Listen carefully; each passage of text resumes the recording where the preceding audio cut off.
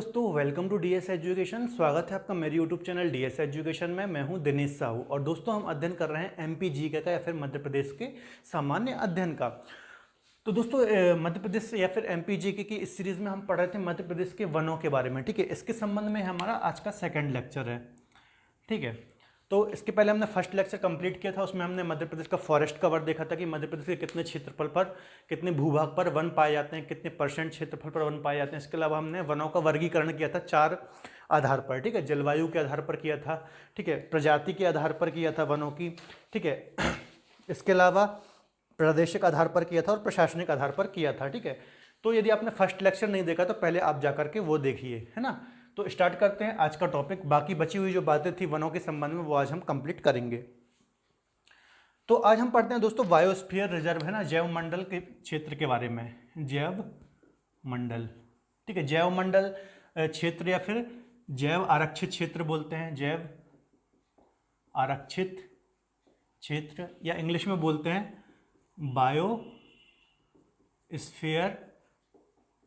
Reserve. ठीक है, तो यदि हम बात करें मध्य प्रदेश की तो दोस्तों मध्य प्रदेश में 3 जैव मंडल आरक्षित क्षेत्र हैं, जैव आरक्षित क्षेत्र हैं या फिर बायोस्फीयर रिजर्व हैं। अब ये बायोस्फीयर रिजर्व होते क्या हैं, ठीक है, जैव मंडल आरक्षित क्षेत्र होते क्या हैं, जैव आरक्षित क्षेत्र होते क्या हैं वो देख लेते हैं। ठीक है, तो इसके अंतर्गत दोस्तों पर्टिकुलर किसी क्षेत्र को संरक्षित किया जाता है। ठीक है, ये जो क्षेत्र होते हैं दोस्तों ये जैव विविधता, है ना, जैव विविधता, ठीक है, जो बायोस्फीयर रिजर्व होते हैं ये जैव विविधता के क्षेत्र होते हैं। ठीक है, इसमें जीवों को, ठीक है, जीव जंतुओं को और वनस्पतियों को, ठीक है, जीव जंतुओं को और वनस्पतियों को संरक्षित किया जाता है। एक बार मैं फिर से रिपीट कर देता हूं कि आखिर बायोस्फीयर रिजर्व होते क्या हैं। तो मैंने बताया जो बायोस्फीयर रिजर्व होते हैं वो जैव विविधता के एक विशेष क्षेत्र होते हैं। इसके अंतर्गत जीव जंतुओं को और वनस्पतियों को संरक्षित किया जाता है। ठीक है, देखिए जीव जंतु और वनस्पतियों को संरक्षित तो किया ही जाता है, लेकिन साथ ही साथ उस क्षेत्र पर रहने वाला जो मानव समुदाय होता है, ठीक है, मानव समुदाय होता है, उसको भी संरक्षण दिया जाता है। तो ये बात आपको याद रखना है कि बायोस्फीयर रिजर्व क्या होता है। ठीक है, इसके अलावा बायोस्फीयर रिजर्व में आपको बताऊं, मान लीजिए ये बायोस्फीयर रिजर्व है, ठीक है, तो इसके अंतर्गत एक से अधिक राष्ट्रीय उद्यान, ठीक है, एक से अधिक नेशनल पार्क या फिर राष्ट्रीय उद्यान, ठीक है, या फिर अभ्यारण्य आ सकते हैं। मान लीजिए कोई एक जैव आरक्षित क्षेत्र है, ठीक है, अब इसमें 2 नेशनल पार्क भी हो सकते हैं, ठीक है, और 2 अभ्यारण्य भी हो सकते हैं, या फिर एक नेशनल पार्क 2 अभ्यारण्य हो सकते हैं, एक अभ्यारण्य 2 नेशनल पार्क हो सकते हैं। इसके अलावा, ठीक है, 1 2 3 4 कितने भी जिले हो सकते हैं, ठीक है, एक बायोस्फीयर रिजर्व के अंतर्गत, ठीक है, एक से अधिक जिले भी हो सकते हैं, एक से अधिक राज्य भी हो सकते हैं। ठीक है, तो ये आपको याद रखना है कि बायोस्फीयर रिजर्व जो है वो जैव विविधता की दृष्टि से महत्वपूर्ण क्षेत्र होता है। इसमें जीव जंतुओं को और वनस्पति को संरक्षित किया जाता है। इसके अलावा वहां रहने वाले मानव समुदाय को भी संरक्षित किया जाता है। ठीक है, तो ये डेफिनेशन हो गई। इसके अलावा मध्य प्रदेश में कितने जैव आरक्षित क्षेत्र, तो 3। ठीक है, मध्य प्रदेश में 3 बायोस्फीयर रिजर्व है ना। पहला कौन सा है, तो पहले की बात करें तो हम पचमढ़ी जो एकमात्र मध्य प्रदेश का हिल स्टेशन है वो मध्य प्रदेश का पहला बायोस्फीयर रिजर्व है। कब बनाया गया था, 1999 में बनाया गया था। इसके अंतर्गत 3 जिले आए हैं दोस्तों, है ना, होशंगाबाद, बैतूल और छिंदवाड़ा। ठीक है, एक बार मैं फिर से क्लियर कर देता हूं, जो पचमढ़ी बायोस्फीयर रिजर्व है, ठीक है, इसको कब बनाया गया था बायोस्फीयर रिजर्व, 1999 में। ठीक है, और ये 3 जिलों को कवर करता है पचमढ़ी बायोस्फीयर रिजर्व। ठीक है, होशंगाबाद, बैतूल और छिंदवाड़ा। ठीक है, दूसरा बायोस्फीयर रिजर्व कौन सा है दोस्तों, तो दूसरे की बात करें तो Amarkantak biosphere reserve second biosphere reserve है मध्य प्रदेश का। ठीक है, हाँ, भारत की बात करें तो भारत में टोटल कितने बायोस्फीयर रिजर्व हैं, तो 18, है ना, भारत में टोटल 18 बायोस्फीयर रिजर्व हैं। ठीक है, या फिर जैव मंडल आरक्षित क्षेत्र हैं। इसमें से 3 कहां पर हैं, एमपी में। ठीक है दोस्तों, तो हम बात कर रहे थे मध्य प्रदेश की। तो दूसरा था अमरकंटक इसकी स्थापना कब की गई थी, इसे कब बनाया गया था बायोस्फीयर रिजर्व, 2005 में अमरकंटक को। ठीक है, इसमें कौन कौन से जिले आते हैं, तो डिंडोरी और अनूपपुर। ठीक है, तो डिंडोरी अनूपपुर जिले को कवर करता है अमरकंटक बायोस्फीयर रिजर्व, ठीक है। तीसरे की हम बात करें तो तीसरा है पन्ना, पन्ना बायोस्फीयर रिजर्व। इसे कब बनाया गया? तो इसे बनाया गया था 2011 में, ठीक है। और इसके अंतर्गत पन्ना और छतरपुर जिले आते हैं, पन्ना छतरपुर जिले आते हैं। बात क्लियर हो गई। ये जिले में यहाँ पे 3-3 क्यों लिख रहा हूँ कि इसका मतलब ये है कि जो ये पर्टिकुलर बायोस्फीयर रिजर्व है ये इतने जिलों को कवर करते हैं, ठीक है। तो इसके ज़्यादा कंफ्यूज नहीं होना है, मैंने आपको डेफिनेशन अच्छे से समझा दिया है, ठीक है। तो ये 3 बायोस्फीयर रिजर्व हैं मध्य प्रदेश की। तीनों की आपको डेट याद रखना है, ईयर याद रखना है, कब इसको बनाया गया, कौन कौन से जिले इसके अंतर्गत आते हैं, ठीक है। इसके अलावा भारत में टोटल 18 बायोस्फीयर रिजर्व हैं। फर्स्ट बायोस्फीयर रिजर्व कौन सा था? तो नीलगिरी, ठीक है, भारत का जो नीलगिरी है, नीलगिरी क्षेत्र है, ठीक है, नीलगिरी संरक्षित क्षेत्र, जो नीलगिरी संरक्षित क्षेत्र है वो भारत का पहला बायोस्फीयर रिजर्व था, ठीक है। किस किस राज्य में है ये? तो तमिलनाडु में है, ठीक है, केरल में है और कर्नाटक में। तो ये भी आपको याद रखना है। पहला बायोस्फीयर रिजर्व कौन था? नीलगिरी था भारत का। भारत में टोटल 18 बायोस्फीयर रिजर्व हैं, ठीक है। इसके अलावा उनमें से 3 मध्य प्रदेश में है, पहला पचमढ़ी, दूसरा अमरकंटक, तीसरा पन्ना, ठीक है। तो बात क्लियर हो गई होगी। इसके बाद हम आगे बात करते हैं वन संपदा के बारे में, है ना। वन संपदा, ठीक है। वन संपदा को यदि हम दोस्तों समझें तो 2 प्रकार से समझ सकते हैं, ठीक है। एक तो मुख्य वन संपदा, ठीक है, और दूसरा हो जाएगा गौण संपदा, ठीक है। तो मुख्य वन संपदा के अंतर्गत दोस्तों इमारती लकड़ियां आ जाती हैं, ठीक है, इमारती लकड़ियां। इसके अंतर्गत कौन कौन से वन वृक्ष आ जाएंगे? जैसे साल आ जाएगा, ठीक है, सागौन आ जाएगा, ठीक है। इनके बारे में कल हमने बात कर ली थी, साल और सागौन के बारे में, ठीक है। जब हमने प्रजातियों के आधार पर हमने वनों का वर्गीकरण किया था, उसमें हमने देखा था साल और सागौन के बारे में, ठीक है। इसके अलावा क्या आ जाएगा? इसके अलावा हल्दू आ जाएगा, ठीक है, शीशम आ जाएगा, ठीक है, बांस आ जाएगा, ठीक है। तो ये सभी जो वृक्ष हैं दोस्तों, ठीक है, वो मुख्य संपदा के अंतर्गत आते हैं, ठीक है। इसके अलावा गौण संपदा के अंतर्गत क्या क्या आ जाता है? तो इसके अंतर्गत लाख आ जाता है, ठीक है, लाख आ जाता है, तेंदुपत्ता आ जाएगा, ठीक है, तेंदुपत्ता आ जाएगा, लाख आ जाएगा, हर्रा आ जाएगा, ठीक है, भिलाला आ जाएगा। तो ये सभी जो वन वृक्ष होते हैं, महत्वपूर्ण वन वृक्ष हैं, वो गौण संपदा के अंतर्गत आ जाएंगे। तो एक एक करके हम थोड़ा चर्चा कर लेते हैं, ठीक है। एग्जाम में क्वेश्चन पूछ लिया जाता है कि लाख किस लिए यूज़ होता है, भिलाला किस लिए यूज़ होता है, ठीक है। तो ये थोड़ा हम एक एक बात कर लेते हैं इनके बारे में। सबसे पहले हम मुख्य संपदा देख लेते हैं दोस्तों, है ना।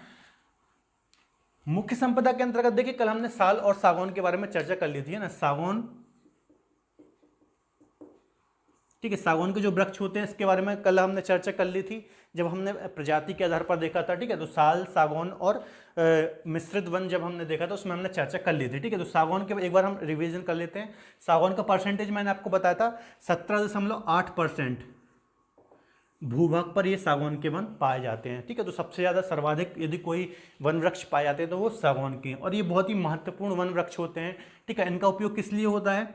ठीक है, फर्नीचर में होता है यूज़, ठीक है, दरवाजे बनाने में होता है, ठीक है। तो काफ़ी महत्वपूर्ण वृक्ष होता है सागौन का, जो कि मध्य प्रदेश में सबसे ज़्यादा पाया जाता है, जो कि मुख्य संपदा का एग्जाम्पल है। इसके अलावा साल की हमने बात की थी, है ना, साल की भी हमने बात की थी। ये कितने एरिया में पाया जाता है? 16.54% क्षेत्रफल पर ये पाया जाता है। ये भी प्रमुख वन है। इसका उपयोग रेलवे स्लीपर बनाने में किया जाता है, रेलवे स्लीपर, ठीक है, रेलवे स्लीपर बनाने में साल वृक्ष का उपयोग किया जाता है। तो ये भी एग्जाम में बहुत ज़्यादा पूछा जाता है कि रेलवे स्लीपर किससे बनाए जाते हैं? तो साल से बनाए जाते हैं, ठीक है। इसका 16.54% है। ये दोनों परसेंटेज आपको याद रखना है, एग्जाम में पूछे जाते हैं, ठीक है। इसके अंतर्गत बांस की हम बात कर लेते हैं, है ना। तो बांस आपको पता होगा, हमारे दोस्तों जो मध्य प्रदेश है इसमें डेंड्रोकैलेमस, ठीक है, और आगे स्ट्रिक्स, डेंड्रोकैलेमस स्ट्रिक्स नाम की प्रजाति के बांस वृक्ष हमारे मध्य प्रदेश में पाए जाते हैं। ठीक है, तो आपको पता होना चाहिए, ये प्रजाति कभी एग्जाम में पूछ ली जाती है कि किस प्रजाति के बांस हमारे यहाँ पाए जाते हैं। ठीक है, तो इस प्रजाति के बांस हमारे पाए जाते हैं। बांस का उपयोग आपको पता होगा किस लिए होता है। ठीक है, टोकरी बनाने में होता है। ठीक है, खिलौने बनाने में होता है इसका उपयोग। ठीक है, और भी चटाई बनाने में होता है। ठीक है, कागज बनाने में होता है। तो ये सभी चीज़ें बनाने में बांस का उपयोग किया जाता है। ठीक है, और इसमें इसको जो बांस का वृक्ष होता है इसके लिए बहुत ज़्यादा वर्षा की आवश्यकता होती है, बहुत ज़्यादा पानी की आवश्यकता होती है। ठीक है, तो ये 3 चीज़ें ही हमें पढ़नी है मुख्य संपदा के अंतर्गत। ठीक है, अब गौण संपदा हम देख लेते हैं। ठीक है,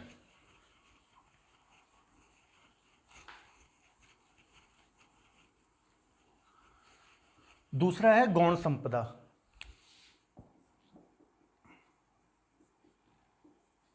गौण संपदा, गौण संपदा के अंतर्गत क्या क्या हमने बात की थी।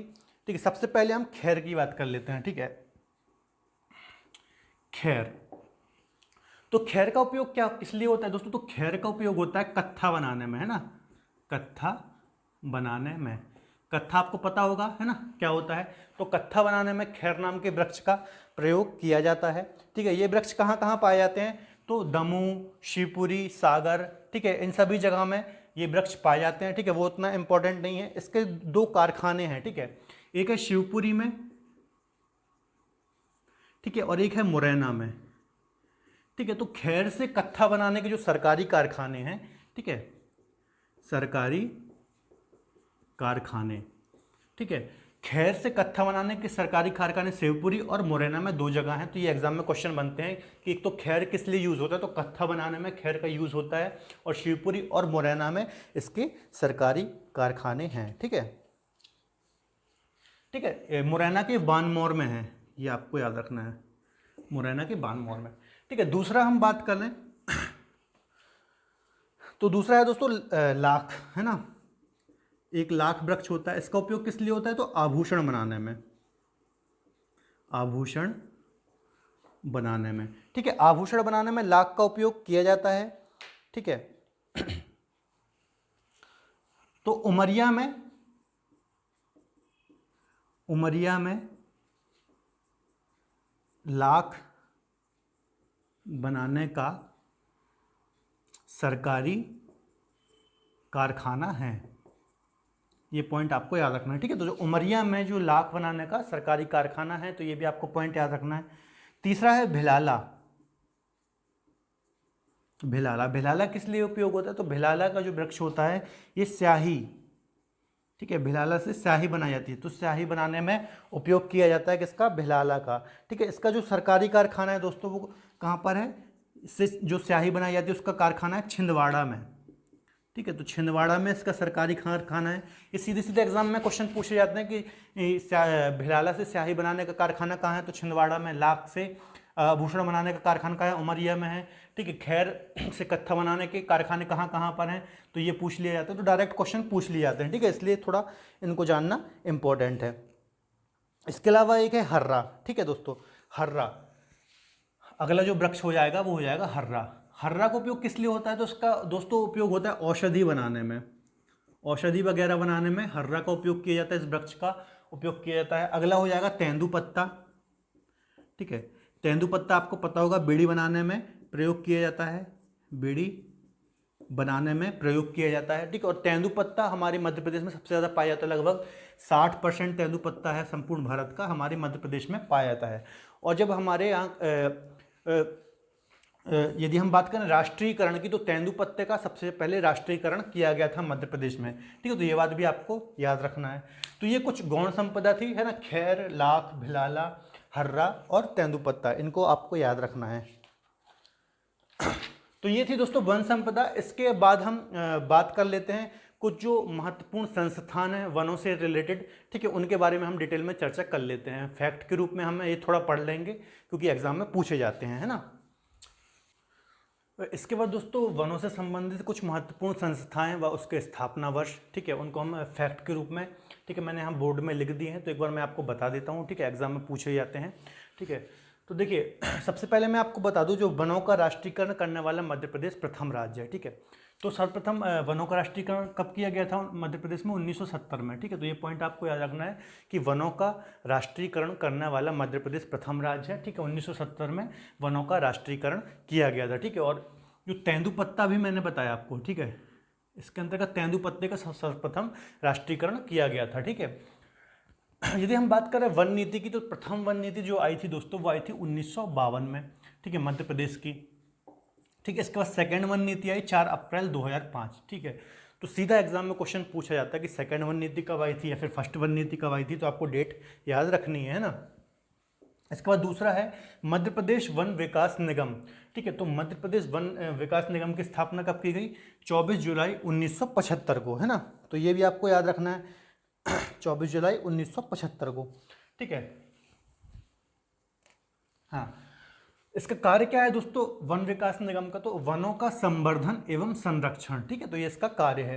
इसके बाद अगला है भारतीय वन अनुसंधान संस्थान। ठीक है, तो जो भारतीय वन अनुसंधान संस्थान है ये देहरादून में है। ठीक है, आपको पता होगा, लेकिन इनके 4 क्षेत्रीय कार्यालय भी हैं। ठीक है, या फिर जो क्षेत्रीय कार्यालय कार्य करते हैं। ठीक है, एक जो मेन है वो तो देहरादून में, लेकिन इसके 4 क्षेत्रीय कार्यालय या फिर अनुसंधान संस्थान है। ठीक है, उसमें से एक है जबलपुर में। ठीक है, तो कभी ऐसा एग्जाम में आया कि मध्य प्रदेश वन अनुसंधान संस्थान कहाँ पे है? ठीक है, तो जबलपुर में है। ठीक है, ये आपको याद रखना है। इसके बाद संजीवनी संस्थान, तो संजीवनी संस्थान की स्थापना 1975 में हुई थी। ठीक है, कहाँ पर है ये? भोपाल में है।